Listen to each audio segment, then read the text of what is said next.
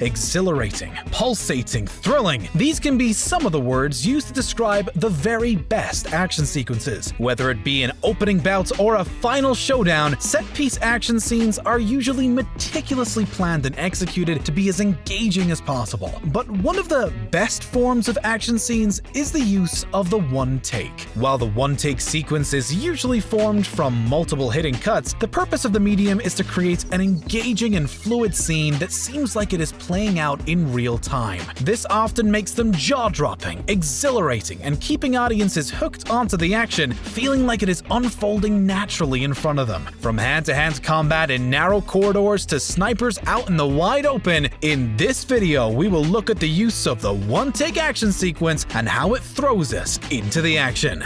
Beware, spoilers to come. Get in, kid, come on! Come on! First off the bat is the Netflix original movie Extraction. The movie centers around the Australian heartthrob Chris Hemsworth and his character Tyler Rake. This mercenary is hired to, as the title suggests, extract the son of an international crime lord from a rival gang leader. For the most part, Extraction is your run-of-the-mill action movie with traditional story beats, but there was one sequence in Extraction that stood a cut above the rest. For anyone that has seen the movie, you know we're talking about that crazy one-take sequence, which ran for a resounding 12 minutes. The sequence constantly changes, continually switching from car chases to shootouts to a knife fight. Before undertaking grueling rehearsals with only a 10-day window to stick the landing, the locations were meticulously scouted to make sure that this was even possible there. The sequence was then filmed in pieces with the use of Steadicam and cranes to keep the camera movement fluid, with director Sam Hargrave himself even being strapped to the front of a car filming. That is less surprising when you learn that he is one of the most wanted Hollywood stunt coordinators out there. While Hargrave hasn't revealed the exact amount of cuts, the result is an exhilarating action sequence that refuses to let you go. Just like a Chris Hemsworth stare. If there is one film in the last decade you would have to label as a technical marvel, 1917 just might have to be it. Director Sam Mendes teamed up with the legendary veteran cinematographer Roger Deakins to not only make a long one-take sequence, but a one-take movie. While this isn't the first ever one-take movie, it is an extremely impressive feat, with the immersive style putting you right into the action. So when a plane is flying right at the main characters, or a sniper shooting at one while they tiptoe helplessly across a bridge, you feel like you are really with them. Like it is physically exhausting even watching this film. But making a movie seem like one take isn't easy, with the shoot of 1917 becoming known as a particularly grueling shoot. Every set was specifically designed to work for the one take, and every real-time stunt had to land. For instance, as Schofield runs through a destroyed city, the sky is lit by flares. With this serving as the main source of lighting in the scene, the crew had to test and time the flares to make sure they lit up for as long as they needed to make the shot work. Another obstacle was actually keeping up with the actors, as for the most part, they're running with the crew using jeeps, motorcycles, and their own feet to keep up with them. Imagine doing all this action with a huge-ass camera! But it was certainly worth the hassle, with Deakins unsurprisingly picking up his second Oscar for cinematography.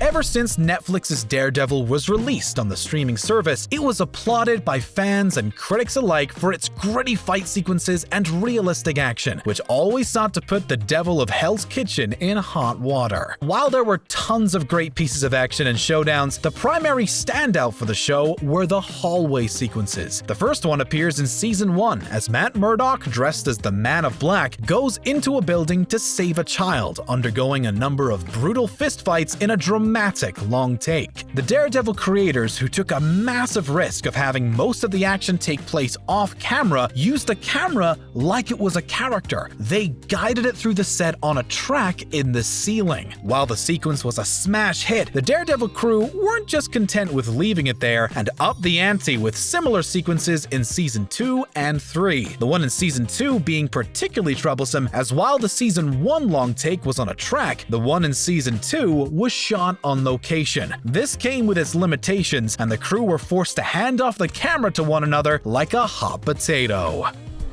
Mexican auteur Alejandro Iñárritu's frontier vengeance movie is memorable for many things. The amazing cinematography from Emmanuel Lubezki, the use of natural lighting, crazy bear attacks, Tom Hardy's accent, and of course, Leo finally getting his Oscar. But its most memorable moments arguably come with its use of long takes. Iñárritu wanted to capture the awe of the landscape. He got the most out of Lubezki by using stunning long takes that he didn't wait to put in, using one for the opening sequence where Leonardo DiCaprio and the other fur trappers are ambushed by a Native American tribe. Iñárritu uses a Steadicam to keep the camera fluid as it follows the action, all of which is meticulously rehearsed and choreographed, resulting in the audience feeling immersed by the same chaos the characters are in. The team also had to be quick, as they only had a few hours to film in a day due to the use of natural light and only having a small window where it was optimum for the scene.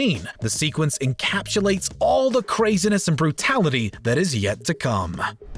For the most part, the MCU has been far more successful than its DC counterparts, but one of the bragging rights the DCEU does have is its amazing use of visuals and cinematography, which is often dark and brooding, just like its main star, Bats. And while you may not be a fan of director Zack Snyder's style, you have to admit that his movies always consist of that Snyder stamp. Arguably, the most criticized Snyder film is Batman vs. Superman, but one of the things that's hard to criticize, though, are the awesome action scenes. With the Metropolis siege and warehouse scenes being favorites among fans, one of the best is the long take during the nightmare scene. Taking place entirely in Bruce Wayne's dystopian vision of the future, we see a long take of Commando Bats in action as he punches and shoots his way through a crowd of soldiers until he is finally captured and taken prisoner. The action is enthralling and gives us a glimpse of Batman doing what he does best, kicking ass. It's just a shame that we didn't see any more long takes in the movie, but with the Snyder Cut finally being released, maybe we'll be treated to another one after all. Part of the amazing Park Chan-wook's Vengeance trilogy, the neo-noir action thriller has been a staple of action movies ever since its release in the early 2000s. The movie follows a man who is inexplicably detained for 15 years, until he is eventually randomly released. But one of the most famous sequences in the movie is of course the hallway fight. This sequence involves the main character Oh Dae-soo single-handedly decimating bucket loads of bad guys with a claw hammer in an absurd scene of action and violence. The shoot took 3 days and 17 attempts to get right, and my word did they get it right. The use of a constrained area to fight in allows for the action to be concentrated to the center of the screen. It also leaves no room for misinterpretation by the extras as what they're meant to be doing, i.e. The Dark Knight Rises. Oldboy, along with this scene, will go down in movie history as pure film majesty. Alfonso Cuarón is also fond of the one-take action sequence. Examples would include Gravity's heart-stopping opener, to Harry Potter and the Prisoner of Azkaban's elaborate blocking when Harry finds out about Sirius Black. But arguably his best and most unsettling work comes in his masterpiece Children of Men, set in a modern dystopia, no, not 2020, where humans cannot conceive. This means there are no new children, and Cuarón uses this to give us one of the most breathtaking and poetic long takes ever seen. Towards the end of the film, there's a scene where former activist Theo tracks down Marichka with her miraculous newborn. In order to lead them to safety, Theo navigates her across a battlefield of rebels versus military in a gripping piece of tense filmmaking. The sequence was once again helmed by the fantastic Lubezki, following Theo as he makes his way through gunfire and explosions with a long take going on for around 7 minutes.